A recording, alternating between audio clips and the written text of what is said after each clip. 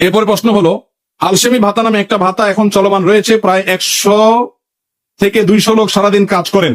প্রতিটি ওয়ার্ডে এনজিও সংস্থা প্রতিদিন কাজের মজুরি নির্ধারণ করে দিয়েছে জনপ্রতি 400 টাকা করে।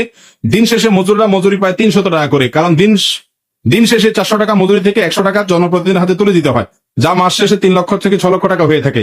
অসহায় লোকেরা সারাদিন কাজ করে 100 টাকা। বুঝতে পেরেছি, প্রশ্ন পরিষ্কার। দেখুন, আমাদের সমাজে এই ধরনের কাজ শহরে গ্রামে সব জায়গায় কম বেশি হয়ে থাকে। যিনি কাজ ধরেন তিনি অনেক সময় দেখা যায় শ্রমিকদের কাছ থেকে কমিশন নিয়ে থাকেন। এই কমিশন নেওয়া, এটা যদি শুধুমাত্র তিনি কাজ ধরে দিয়ে কমিশন নেন এবং কাজ ধরা তার দায়িত্বে থাকে, যেমন কথার কথা, অনেক লোকের হাউস ড্রাইভার আছে বা কোম্পানির কর্মচারী আছেন। ওই কোম্পানির কর্মচারীর কাজই হলো মানুষকে, তার কাজের অংশ হলো অন্য মানুষকে কাজের জন্য নিয়ে আসা, নিয়োগ দেওয়া।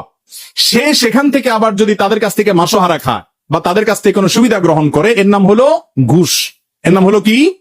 আরে ঘুষ খাওয়া এটা পরিষ্কার ভাবে হারাম। পরিষ্কার ভাবে কি?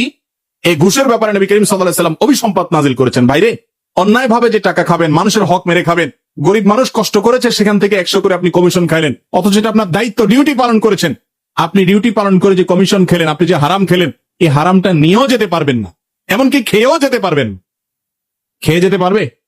আমরা যত উপার্জন করি সব নিজে ভোগ করতে পারি? হাতে বুতে ভোগ করবে, হাতে বুতে আপনি নিজে ভোগও করতে পারবেন।